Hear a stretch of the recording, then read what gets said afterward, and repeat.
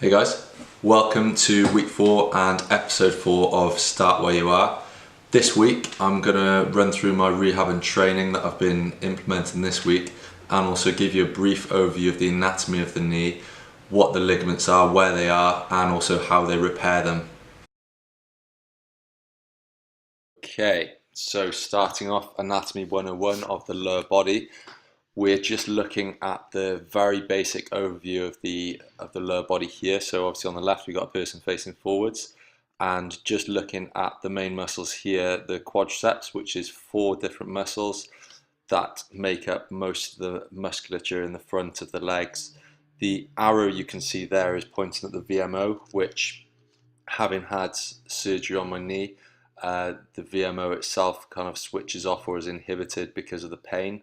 But that's one that's really key to kind of get working again after having any kind of knee surgery, because essentially that's going to help to stabilize the knee going forwards and longer term. And if you look at the picture on the right, you can obviously see the back of the body. So we've got the glutes, hamstrings and calves there. The hamstrings made up of 3 different muscles, but the reason I put the arrow on here is just to show where the graft was taken from. So in a second we'll see how the graft's put in through the knee, but just to kind of give you an overview, some of the hamstring tendon from that point there is taken, which is why you have such a big bruise on that part of your leg after having an ACL reconstruction, assuming you have a hamstring graft. So getting a lot bit deeper into the nuts and bolts of the knee, in this picture you can see an overview of the ligaments and kind of like the soft tissues underneath the muscles there. So we're looking straight on at what would be a right knee, because we've got the MCL, which is the inside, the medial collateral ligament, and the LCL, the lateral collateral ligament, on the outside. So that would be the outside of the leg. And then you can see the other 2 ligaments, the anterior cruciate ligament, which is the one at the front, which is the one that was torn here, and the posterior one just tucked in behind there. I've also put an arrow to the lateral meniscus. So this is basically, you can kind of see how this is a shock absorber in the knee. So by having a repair on that, that's why I'm not weight bearing on this for 6 weeks, just to give the stitches and that a chance to heal properly. So hopefully to give me the best chance of having sort of as much of an intact meniscus there as possible.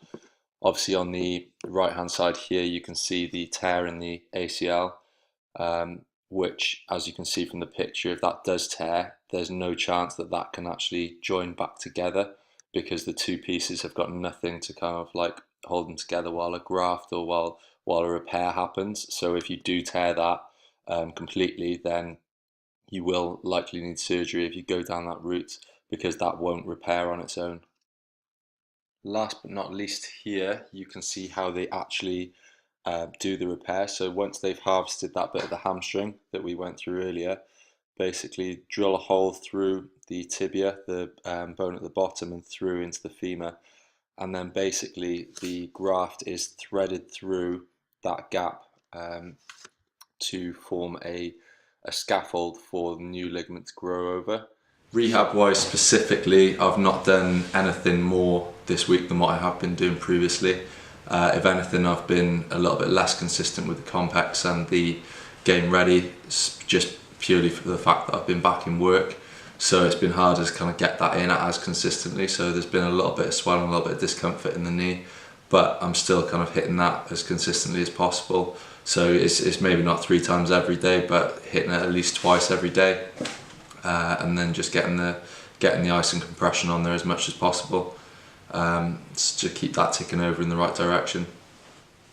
Training wise, being back in the gym has been quite good fun because there's plenty of good kit in there. So as the knee sort of progresses a little bit more and I'm feeling a little bit more comfortable there, I've just been adding in a little bit more. Again, nothing sort of too stressful on the body, but just kind of like giving myself a little bit more variation. So I've done 2 days which have been a little bit more kind of strength and skill focused on the rings, and then 2 days which have been a little bit more kind of like volume focused, all upper body based, apart from quite a few pistol squats again on my right leg, just to kind of keep that sort of things ticking over. But skill work wise, I've been focusing on iron crosses, which is a skill that I've never been able to do, but now seems like a perfect opportunity to add that in, as A, it's not very stressful on my knee, B, my legs seem to be shrinking a little bit, so it makes it a little bit easier, and C, I've got no other kind of like skill focuses apart from the front lever, which I'm also working on. So yeah, just keeping things interesting, making sure that I've got a little bit of variety in there, but again, not putting too much stress through the knee, but slowly, steadily kind of like building up what I'm able to do there, which from a mindset perspective for me is really, really important. So yeah, all good on that side of things.